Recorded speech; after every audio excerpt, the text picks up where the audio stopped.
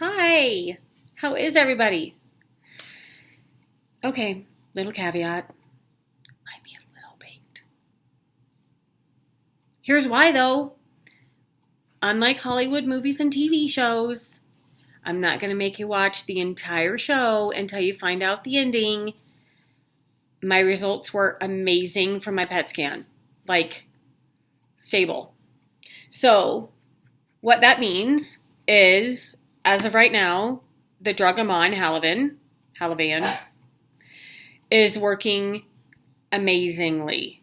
I also will throw in that I had a little conversation with myself before I started this drug and was like, listen, we got to dumb it down. I don't know why all of a sudden my body was like, overachiever, not with cancer. So, in the past, this is how I explained it to my kids. Sorry, I'm going to treat you like children. But it's also, I think, very effective. So, in the past, I'm currently on my 9th line of treatment, which means that in the past, 8 drugs have failed me, which has meant that if this is the cancer cell on drugs, on Halavan, and this is the cancer cell, it's like Pac-Man. So, because the cancer cell, if you look at them, they kind of look like Harriet. Oh my God. I need to put hand lotion on. Look at this. It's like 80-year-old woman hands. Little tip for my little followers. Joan Rivers always says that you can tell your age by your hands. Hell yeah, you can. I look like I'm 80. Tight? Not tight. Lotion. I need to put on lotion. Anyway, in the past, cancer cell or a cell with chemo. Cancer cell. And it comes along. In the past, my regular cells have been overtaken by the cancer cell, and then they just multiply, expand. Right now, Halavan, all over my body. My kids don't think dirty like you do. Halavan, cancer cell comes along, and the Halavan goes, and it explodes it. No more cancer cell. There's always cancer cells, but they have to try to attack another cell and grow for it to be a problem. That's like the most remedial I can get, and I apologize. I'm not trying to think you guys are stupid, but I think the confusion with stage 4 is, I think people think, oh, you have all these cells and you have your chemo through your body, you're healthy, you're fine, you're going to live forever. No, because there's cancer cells, they're just not on my liver, on my bones, in my bones. They're not in my brain. They're not any organ, lung, whatever. Those are the main ones for breast cancer. So anyway, I say that because, yes, we have amazing news.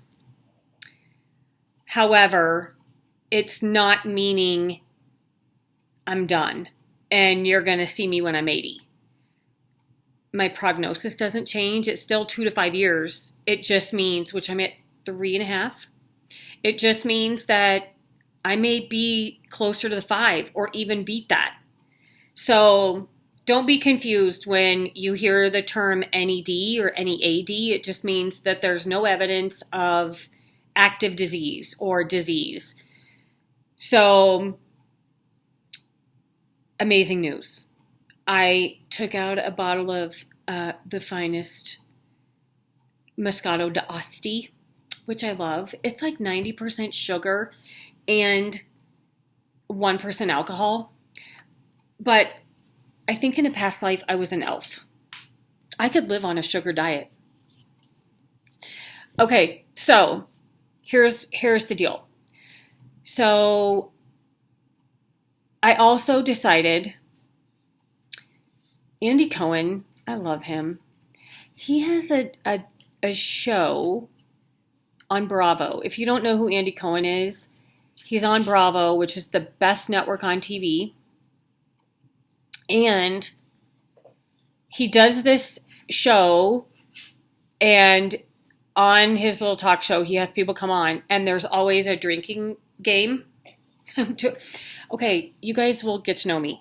You guys just need to know that there's this, on the TV screen, there's a word that flashes up. And it says, like, so. And every time the person says so, you have to take a shot. That might be a dangerous game with me, because I've watched my videos, and I'm like, holy hell, Melissa. So and really?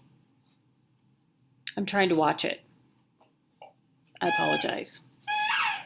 Anywho, right now, so I go into my doctor.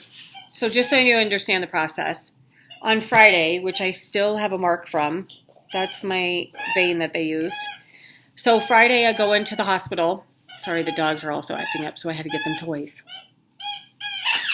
I went into the hospital. I go to National Jewish here in Denver. And it's kind of my favorite day, which sounds so horrible because some people hate PET scans. I am the kind of person where I'm going to try to find the good in it. It's an amazing nap for me. It's quiet. Clearly, we don't get quiet much here.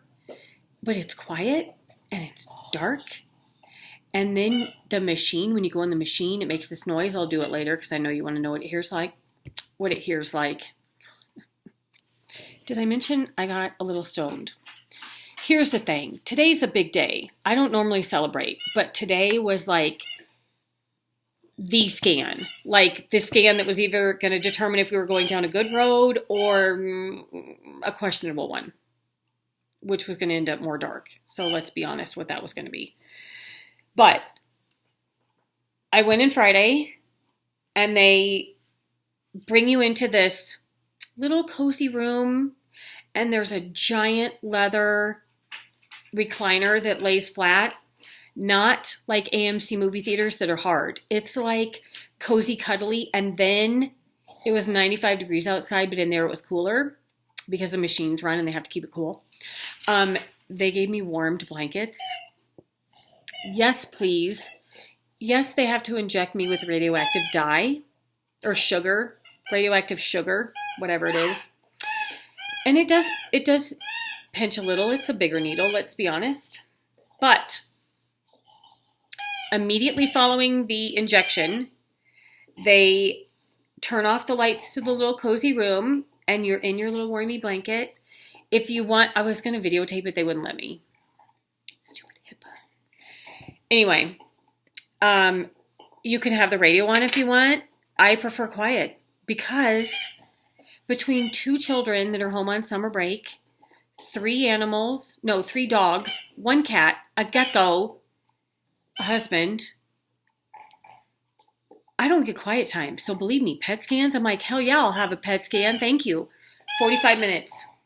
They prefer you not move because when the radioactive sugar is going through your body, what it's looking for is cancer. And it is like, oh, hey, friend. And it like dances with it. So everywhere that's cancer will light up on the PET scan. I don't know why my eye itches today. I'm sorry.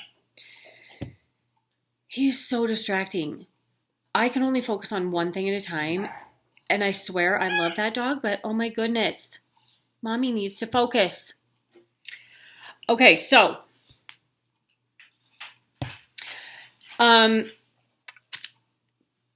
Sit for 45 minutes so that you don't move. In the past, we can't even have a phone or anything because people were getting like on their phones typing or doing something or talking, and their larynx would show up as cancerous. True story. It's not one of those like my brother's cousin's niece. No. So you're not allowed any phones and you're supposed to take a nap. Okay. You're medically telling me I should take a nap. Okay, I'll do that. And no one can be in the room with you because you radiate radiation. And so they can get it. And so you're not even allowed to have anybody in the room with you. I love my family and all my people, but I can't sleep with people watching me. So 45 minutes in a tiny room by myself. There is a camera. I've gotten over that. But then they take you into the machine. If you've had an MRI, Seriously, for real. Frankie. Anyway, if you've had an MRI, it's a very similar machine. It's this big tube, and it's like 3 feet wide. So there's like a 3 foot, and then it's open, and it's open. And it like just moves up and down your body. It does like a section of your body. So I get eyebrow to right below my knees. And it does each section in like 4 minutes or something. And so it's moving. Here's the best part. If you can't, did you see that? I missed the counter. I will discuss this in a minute. That was a mom voice. We will discuss it in a minute. But I am extremely honest when I'm high. So you're going to get little tidbits of honesty here thrown in. So anyway, you go in the machine. Here's the thing about the machine. It does this zoom, zoom, zoom. No, that's not right. Yeah, that's what it does. It does the whooshing. But it's kind of quiet. You don't really hear it. But it's enough to just be like, and they have a pillow right here, and my arms are like this. I'm done. Like that, and then your knees are propped up. No. And that takes about 30 to 35 minutes. Nap time. So when I get home, I'm not tired at all. I'm ready to go because I've just had an hour and a half nap. It's great. Okay, so if you watched the last video, you'll know kind of what situation we were in. If you didn't, you need to go back and watch it. No, you really don't.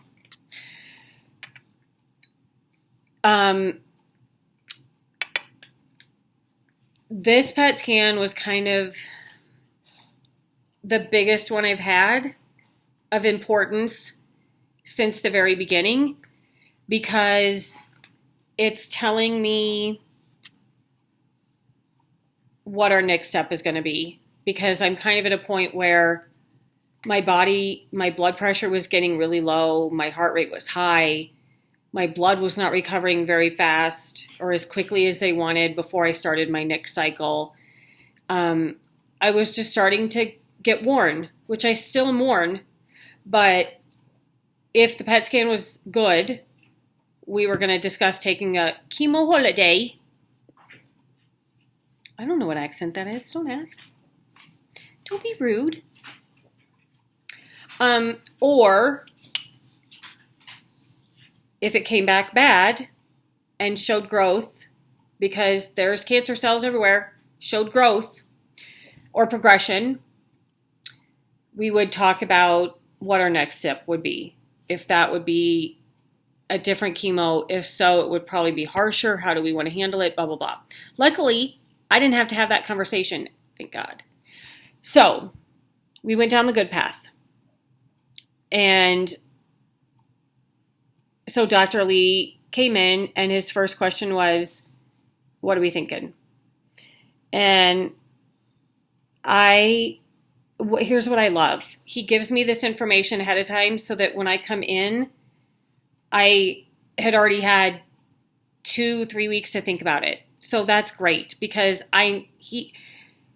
this wonderful doctor has kind of figured me out, which is crazy and amazing, because I can't even figure myself out.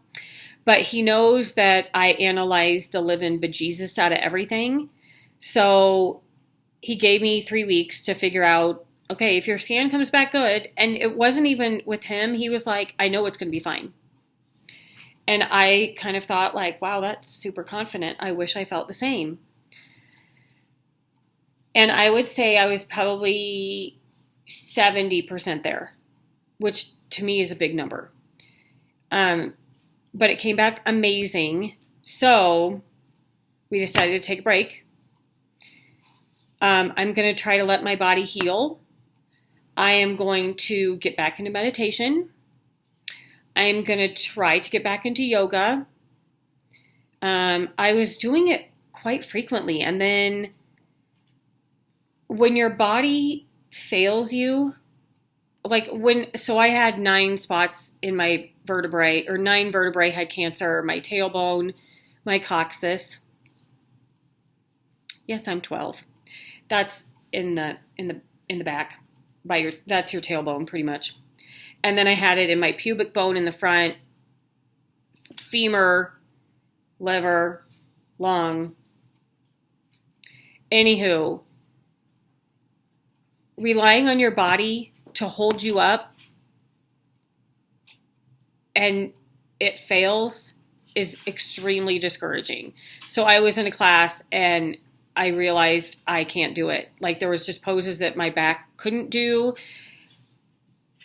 I was unable to hold myself up on one leg, kind of those things that I had to give it up.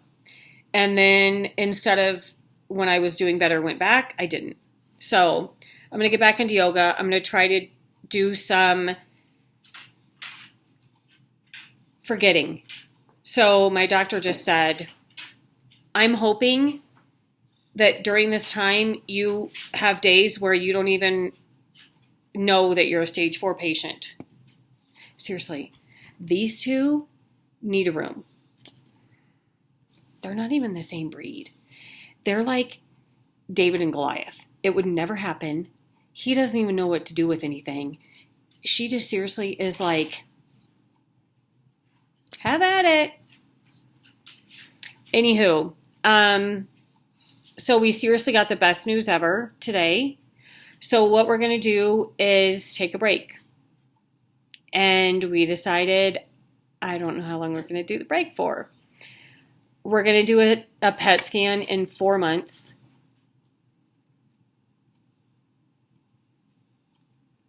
No, I think we're going to do 3 months. I can't remember. This is why you bring someone with you to your appointment. But we just kind of like tentatively put it in the system. We're going to either do 3 or 4 months.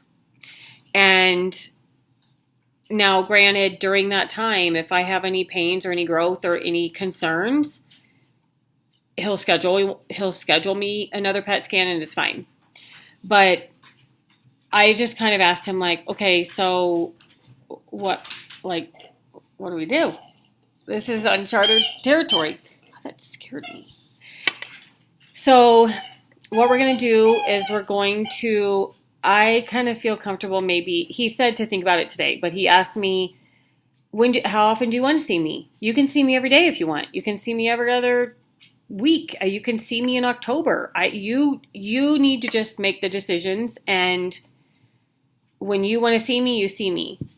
And I was like, okay, let me ask you this. If you run my blood, will that give you indications of growth, cancer growth, so that I wouldn't have to necessarily do a PET scan or nothing? And he said that, yes, my blood could tell him things. One thing to keep in mind, I don't know if I've mentioned it before, my blood work, when I've had cancer growths, has been normal. The only time my blood was not normal was in the very beginning, and I was borderline liver and kidney failure. So I just kind of, we talked about that, and he is extremely confident that this is going to be fine. Here's the deal with oncologists. You have to trust them. Like, I trust my doctor. Like, I don't know what I would do without Dr. Lee. And I put all of my faith in him. And I don't second guess anything he says, because I feel like he's never done wrong by me. And I am confident in the path that we're taking. So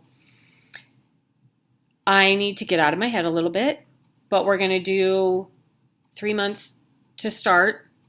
However, we did mention that, hey, what if the next PET scan was fine? Maybe we extend it. This whole stage 4 process I don't want to say everyone, but I would have to think the majority of everyone. There's not set protocols. There's not a set, like, you do this, you do that, you do this. Everything is a game. And so you're just figuring out how you want to play it. And for whatever reason, in the beginning, we didn't do well. But I also agree with my doctor, and he said, you always do better on IV. And I do. I do way better on IV chemo. I don't know why. So I'll take it. At this point, thank you, Halaven. I will take it. I will be your poster child for cycle 25 and on past what your clinical trial did, because like he said today, he's like, I can't tell you when it's going to fail. I can't tell you what's going to happen. We're just going to have to roll the dice and trust that, everything's going the way it is. Here's the other thing that we talked about is my marijuana. I know people have issues with it, but let me say this.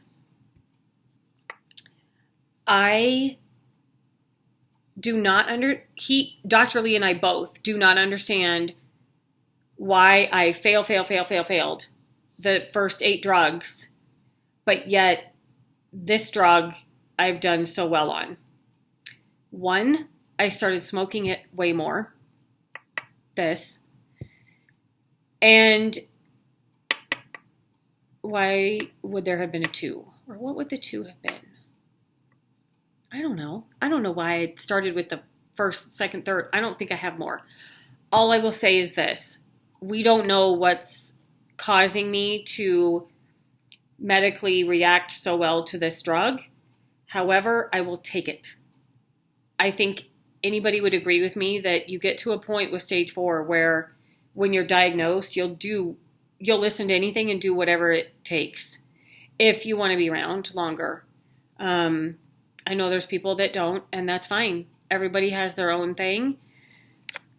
I'm going to try to beat the odds and see what happens.